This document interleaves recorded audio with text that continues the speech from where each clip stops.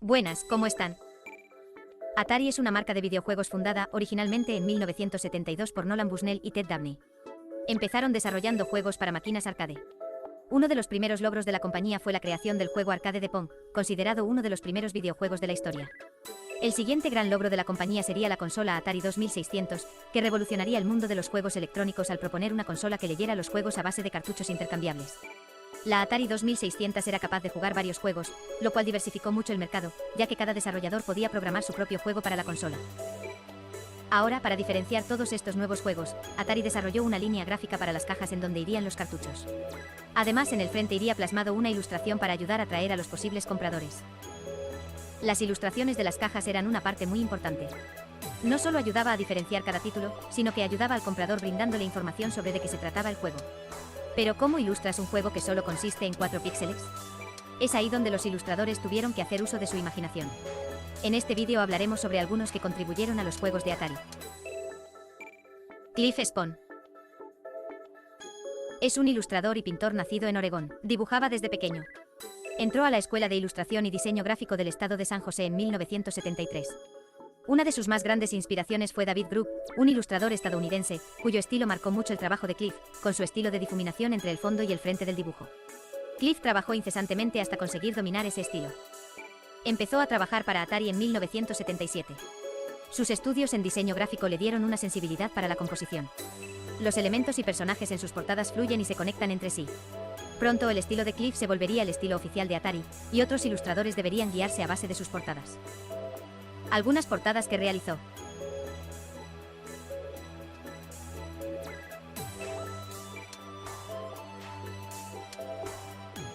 Steve Hendricks estudió diseño industrial en la Universidad de Northridge de California. Hacia 1977, consiguió un trabajo en un estudio de diseño. Sin embargo, siguió presentando su portfolio en varios lugares. Parece que por aquel entonces, recibió una llamada para trabajar en Atari. Conoció a George Opperman, quien fungía como director creativo. Finalmente lo contrataron para que trabaje en la sección de las máquinas arcade, diseñando los gabinetes, paneles y controles. Steve comenta que fue una experiencia muy divertida trabajar con el equipo de ingenieros. Un tiempo después, sería llevado a la sección de consumidores, donde trabajaría con las cajas de los cartuchos. Su proceso consistía en sentarse junto a los programadores y escucharlos hablar mientras probaban el juego. En eso, Steve le haría preguntas sobre el concepto del juego, entre otras cosas. De esa manera, se hacía una idea de que podía ilustrar.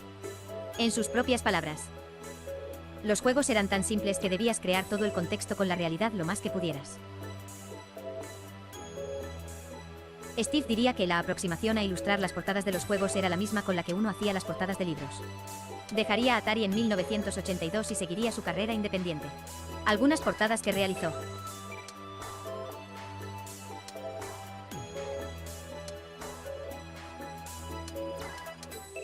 Warren Chan nació en 1957. Se graduó de la Escuela de Diseño de Pasadena en 1981. Fue contratado por Atari al poco tiempo de terminar sus estudios. Esto podría parecer que su carrera le fue fácil, sin embargo, Chan comentó que tuvo que pasar muchos obstáculos. Su padre lo persuadía constantemente para que dejara la carrera de ilustrador, pero él persistió. Hacia 1980, Atari se había vuelto una verdadera corporación, muy alejada de sus comienzos. A Chan le costó adaptarse a ese ambiente. Pronto la compañía decidió cambiar su línea gráfica, alejándose del estilo creado por Cliff Spohn. Chan dejó Atari en 1983 y siguió trabajando como ilustrador en Nueva York. Incluso llegó a trabajar para Sega. Sin embargo, para 1995, decidió tomar un nuevo rumbo y dedicarse a las artes plásticas.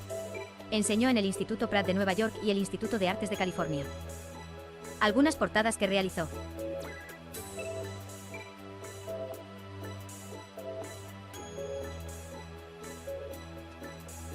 Hiro Kimura nació en un templo budista en Kioto, Japón. Se graduó del Centro de Arte y Escuela de Diseño de Los Ángeles. Empezó su pasión por el dibujo usando el pincel y tinta para caligrafía de su abuelo. Fue contratado en Atari y conoció al nuevo director de arte, James Kelly, otro gran ilustrador. Al principio, Kimura no sabía cómo ilustrar para portadas de videojuegos. Sin embargo, su amor por las historietas de superhéroes le dio la inspiración que necesitaba. Algo que diferenció a Kimura de otros ilustradores de Atari en aquel tiempo, es que él sí se ponía a probar los juegos que debía ilustrar.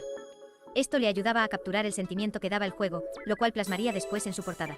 Kimura comentó que a los ilustradores les daban 3 semanas para terminar una portada. Por lo tanto, desarrolló una estricta ética de trabajo, donde cada fase de la ilustración tenía días determinados.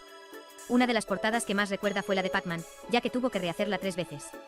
Los ejecutivos le pedían que lo hiciera más básico. Totalmente distinto a cómo se venían haciendo las cosas en los demás juegos. Fue el último ilustrador clásico de Atari que dejó la compañía en 1984. Algunas portadas que realizó.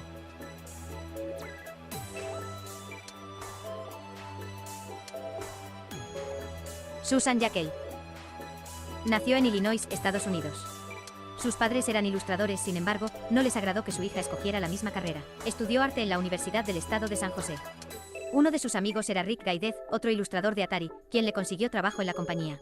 Susan comenta que nunca jugó los juegos antes de ilustrarlos. Además de Atari, Susan también trabajaba para revistas como el Sunset Magazine. Pero el mercado infantil siempre fue su favorito.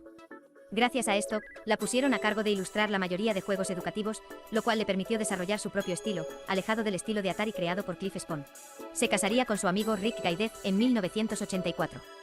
Menciona que la carrera de ilustración era una buena carrera para mujeres en aquella época, ya que no importaba si era mujer, solo importaba su habilidad y talento para terminar el trabajo a tiempo. Algunas portadas que realizó.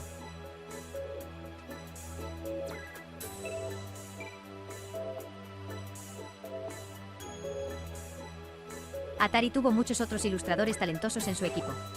Poco a poco, la popularidad de Atari fue bajando después del crash del videojuego de 1983. Además, fueron apareciendo otros competidores como Sega y Nintendo. En ese tiempo, varios ilustradores dejaron Atari para trabajar en otros lugares.